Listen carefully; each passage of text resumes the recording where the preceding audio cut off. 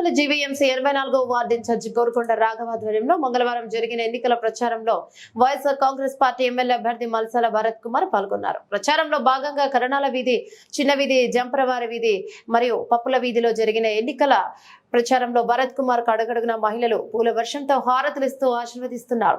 ఎన్నికల ప్రచారంలో భాగంగా అనకాపల్లి వైసీపీ ఎమ్మెల్యే అభ్యర్థి భరత్ కుమార్ గడప గడపకు వెళ్తూ కరపత్రాలను పంపిణీ చేస్తూ మే 13వ తారీఖున జరగబోయే ఎన్నికల్లో తమ 2 ఓట్లను ఫ్యాన్ గుర్తుకే వేసి ఎమ్మెల్యేగా తనను ఎంపీగా బూడి ముత్యాల నాయుడును గెలిపించాలని కోరారు. ఈ సందర్భంగా భరత్ కుమార్ మాట్లాడుతూ ముఖ్యమంత్రి జగన్మోహన్ రెడ్డి నిరుపేదలకు సొంత ఇంటికలు నెరవేర్చారని, పాదయాత్రలో ఇచ్చిన మాట ప్రకారం 99% హామీలను సీఎం జగన్మోహన్ రెడ్డి నెరవేర్చారన్నారు.